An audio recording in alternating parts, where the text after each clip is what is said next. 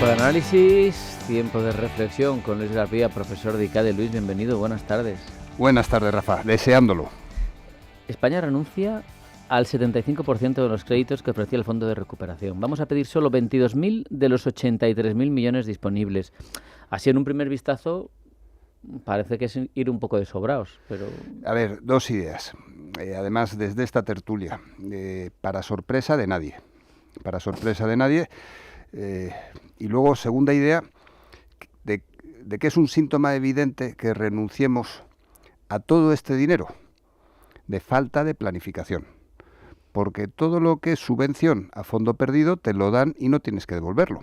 En cambio, para recibir un dinero del cual tú tenías, dinero que al final es un préstamo que hay que devolver, es un dinero que es maravilloso si planificas las cosas. La economía lo justifica porque dice que España le está costando menos financiarse en los mercados de lo que tendría que pagar a Bruselas. No sé si esconde... Sí, a ver, no es que esconda. A ver, no es España la que se estaría financiando, sino son empresas que están haciendo proyectos. O sea, al final eres un provocador, Rafa, lo sabes bien y me alegra compartir tertulia contigo.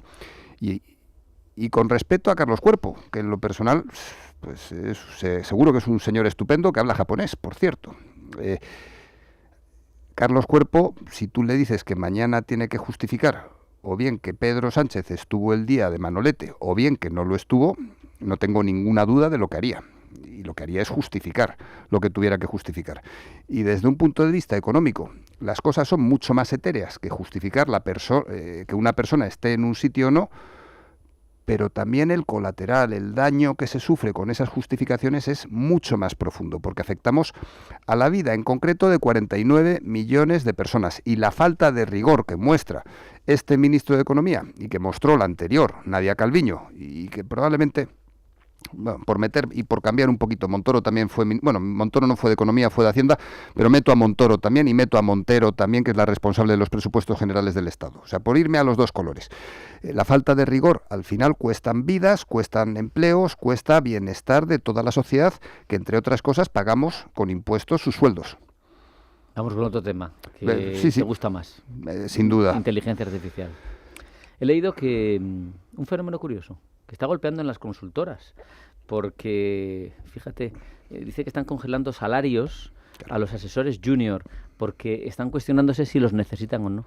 Como es que es una ida... Sí, no. O sea, una vuelta de tuerca curiosa. El asesor senior es más productivo porque usa la inteligencia artificial, no tiene que tener al machaca, si me permites el coloquialismo, detrás, cobrando poco, porque al final esos cuellos blancos de alguien que se cree que va a ser hereda esa Big Four, una de esas Big Four, pero en realidad el consultor senior es más productivo con la IA simplemente porque cuando ejecuta el prompt, cuando le pide las cosas a la IA, tiene más conocimiento que el junior. O sea, al final la IA hace magia. Esta semana, la anterior, yo creo que lo hablamos el martes pasado, Google estrenó Gemini 3, que va a tener unas repercusiones tremendas. Gemini 3, que hablaremos de ello, pero no lo quiero mezclar con esto. O sea, si tú usas la inteligencia artificial con conocimiento, te da superpoderes. Si tú la usas sin conocimiento, eres absolutamente reemplazable. Y sobre esta base, ¿qué es una consultora? Pues una consultora, por un lado, tiene una doble naturaleza. Por un lado, es un sitio donde hay gente que sabe muchas cosas, a todos esos perfiles donde saben cosas, pues ni tan mal. Pero luego también, y que se me entienda la ironía, y luego la explicito, es una empresa muy grande, con mucha gente, doy una pista por la ironía, donde trabaja gente como si fueran funcionarios. Mucha gente haciendo un trabajo repetitivo son absolutamente prescindibles. Una consultora que tiene muchísima gente, pues con la inteligencia artificial nos cuestionamos hasta qué punto esta gente sirve o no sirve para trabajar y acaban produciéndose procesos de selección natural entre el personal. Cierro la ironía, ojalá esto que ya ha llegado a las consultoras en cuanto a tamaño acabe llegando a la administración pública en algún momento. Me parece que esos son muchos votos. Pero es un tema de tiempo y con la inteligencia artificial los procesos se catalizan. No tenemos totalmente. dinero y lo estamos viendo en todo el mundo, Rafa. Lo estamos viendo en Estados Unidos con el desorbitado gasto público, el déficit público que tienen en Estados Unidos es porque aquellos funcionarios, y estoy hablando, insisto, de Estados Unidos, que cobran una pasta gansa por hacer nada, se aferran a su silla y quieren seguir cobrándolo. Este dinero que va en torno al gasto público, que se está financiando con deuda pública estadounidense, que está provocando en la política monetaria, que mientras que M0, ayer acabó el quantitative tightening, o sea, ayer el balance dejó de el Banco Central, la Reserva Federal dejó de sacar dinero de la economía, pero mientras la Reserva Federal no está inyectando más dinero en la economía, si miramos el agregado económico M2, está creciendo a la misma velocidad que creció cuando los cheques de la pandemia. Es decir, la base monetaria está estable, la Reserva Federal está sacando dinero hasta ayer de la economía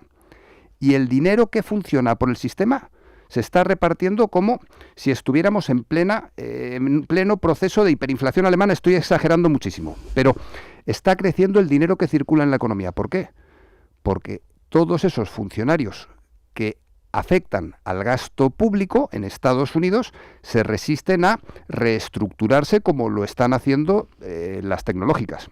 Ay, el Doge, cuánto prometía y en qué poco se quedó. Pero era una buena promesa, ¿eh? Bueno, pero solo una promesa. Doge, para el que nos esté oyendo y acabe de salir de un coma de 2 o 3 años, el Doge es el proyecto de ajuste presupuestario por el cual Elon Musk, cuando estaba casado con Trump, entró en el gobierno para ajustar el presupuesto. Elon Musk a los 6 meses fue despedido, un sonado divorcio, es todo metáfora y broma, un sonado divorcio, y ahora mismo Trump está gastando más que nunca en los últimos 90 días, más de $1 trillón de deuda pública. De lo que estoy hablando no es de un elefante, es de la manada entera de elefantes en mitad de la habitación. Y barritando. Sigo con inteligencia artificial, pero con otra deriva, una deriva mucho más aterrizada en lo fabril, que aunque sabemos que estamos en una economía digital y de transformación, al final lo fabril también influye, porque si no se fabrica no hay chips. Alguien pudiera pensar, me incluyo, que la preocupación por la dependencia de esas capacidades fabriles de Taiwán pues iba a conseguir y a provocar relocalizaciones masivas, que surgieran alternativas, y lo que está pasando es todo lo contrario. El escudo de silicio famoso que protege por la dependencia de la economía occidental a Taiwán es más pujante que nunca. Y hay datos tecnológicos sobre la mesa. TSMC, el líder en fabricación mundial de chips, produce ya 2 nanómetros, que esto es, para quien no tenga mucha idea técnica como yo, pues esto es lo más de lo más. Jensen Huang, el dueño, el promotor de Nvidia, reclama cada vez más obleas del fabricante taiwanés y ha llegado a decir, sin TSMC no hay Nvidia.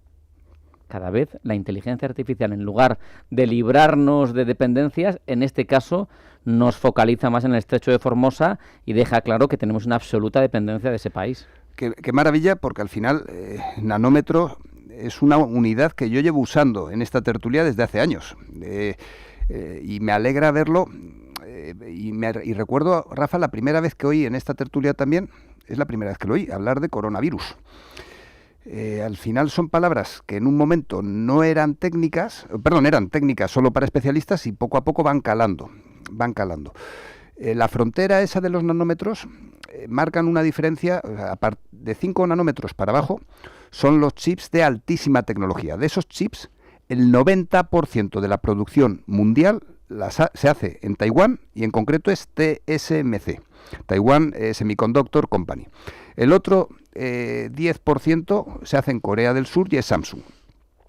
Hoy por hoy China todavía no es capaz, o que yo sepa, porque luego está por ver lo que yo sé y la realidad, pero China no es capaz de romper la frontera de los 5 nanómetros, cosa que insisto, cuestiono mucho, porque al final China y Taiwán son dos países, son uno, tampoco lo tengo muy claro. Por un lado tenemos ese componente tecnológico, por otro lado Nvidia no fabrica chips, no los fabrica, se los fabrica TSMC, o sea, que lo que acabas de decir, ¿cómo se llama el de Nvidia? Jensen Huang, pues lo que acaba de decir es una obviedad que conocemos todos. Dicho lo cual, es una obviedad que conocemos todos, que hace lo que te estaba comentando antes, que se democratice ese conocimiento y que empecemos a enterarnos todos de lo del escudo de silicio. Y por seguir con generalidades, pero que es importante entenderlas, esto de Taiwán es un poco, y permíteme la metáfora, como el salario de los grandes futbolistas o de algún empleado de alguna, no quiero decir IBEX 35, de alguna gran multinacional. O sea, la justificación del salario. O sea, es muy fácil decir, es que qué grandes son los salarios. Vamos a deslocalizar, vamos a meter 60.000 millones de dólares y vamos en Arizona. La fábrica que intentó primero Biden con TSMC. Sobre el papel lo aguanta todo. Nada es imposible para quien no tiene que hacerlo. Ponemos 60.000 millones, es que a mí me encantaría, qué fácil debe de ser cobrar como Cristiano Ronaldo. Pues la cosa es, pues hazlo. O sea, qué fácil es gestionar una gran multinacional, pues hazlo. Al final es que lo que se hace en Taiwán justifica el cambio brutal que estamos viviendo en la economía. Y no estamos hablando de fabricar, estamos hablando de fabricar chips. Y además con una sensibilidad de 2 nanómetros. O sea, es que los pelos se miden en micras. Estamos hablando de una tecnología que es absolutamente de ciencia ficción. Y esto me lleva al desperdicio europeo. Hoy he escuchado, he leído el discurso que hizo en el Politécnico de Milán Mario Draghi, hablando precisamente de inteligencia artificial y de revolución tecnológica. Dijo, el futuro puede y debe construirse aquí, llamando a una revolución tecnológica europea. Hablamos de 2 nanómetros. ¿Por qué TSMC puede hacer 2 nanómetros? Porque en Holanda hay una empresa que se llama ASML, que es la única que tiene la capacidad fotolitográfica para hacer esos circuitos. Entonces, no se aprovecha. Tenemos una inteligencia artificial que Draghi nos dice, es una revolución más, tremenda, pero una revolución más, como ha sido la electricidad, como han sido otras. Dice, ¿qué la hace excepcional? Me sorprende su capacidad de extenderse por la economía más rápidamente que las revoluciones anteriores. Eso es un hecho. Sí. Y tú lo has mencionado muchas veces, esa velocidad. ¿Por qué no lo aprovechamos? Sí, me sorprende y déjame, me está encantando, Rafa, y estoy disfrutando esta tertulia. Me dan ganas de grabar, o sea, de escucharla dentro de un tiempo, porque yo creo que lo que estamos comentando es oportuno. Dicho lo cual, me sorprende tu pesimismo en relación con Europa. Tú que siempre eres optimista y alegre en ese sentido. Sarcasmo. No. A ver, Rafa, las cosas como son. Draghi. Hemos hablado mucho en esta tertulia también del informe Draghi. Y el informe Draghi es necesario. Tenemos lo del tapón. Aquí tengo en el estudio una botella con el tapón. Desregularizar, simplificar. Dicho lo cual, voy a darle una vuelta al informe Draghi. Con respeto y cariño, que a mí Draghi, de todos los políticos que tenemos por ahí, ni tan mal. Pero Draghi ha sido ejecutivo en el gobierno italiano, ha formado parte de la política fiscal, de esa política fiscal del déficit de la que estaba hablando, y también ha estado sentado en el Banco Central Europeo. Ha tenido que ver con la política monetaria. Son simplicidades y son cosas muy grandilocuentes, pero es necesario de vez en cuando decirlas, Rafa. Draghi es uno más de los pirómanos que han participado en el incendio colectivo que estamos viviendo en Europa. Él es positivo, él es optimista. Que sí, si a mí me cae muy bien. Él habla de que es italiano. De que hay que ser flexibles, le reclama a la Unión Europea más flexibilidad, porque dice que es donde Europa se ha estancado. Y Letta todavía más bajete, pero que esta gente cuando se reúne en Davos, se reúne en Bretton Woods, o va a Basilea, son pistas de esquí. O sea, que estos tendrán calle, tienen moqueta, pero calle no. O sea, al final la revolución que estamos viviendo ya tiene que ver con una revolución que desde Europa tenemos mucho que decir, pero no desde la centralización del Banco Central, sino desde la descentralización que, por ejemplo, representa cómo se ha gestionado el CERN, cómo se ha gestionado Airbus, frente a Boeing. O sea, tenemos proyectos europeos tremendos en buen plan, que lo que permiten es ir pensando en una Europa mucho más competitiva. Y a mí personalmente ahora me gustaría pensar que estamos tocando fondo, y Trump puede ser un revulsivo, un catalizador. Trump nos puede estar poniendo frente a un ejemplo, frente al espejo de ver dónde está Europa, y desde ahí tenemos que empezar a construir. Porque yo personalmente, Rafa, Europa me queda muy lejos. Estoy pensando en España, y España no me queda lejos. Cartagena, Ferrol, estoy pensando en el mar, estoy pensando en proyectos europeos, estoy pensando en el país que tenemos. Yo no me pienso ir de España. Y pienso darlo. Lo que pasa es que luego pones la tele y ves lo de los políticos y dices, pues lo mismo hay que hacer permíteme ahora sí la ironía, hay que hacer algún ajustillo.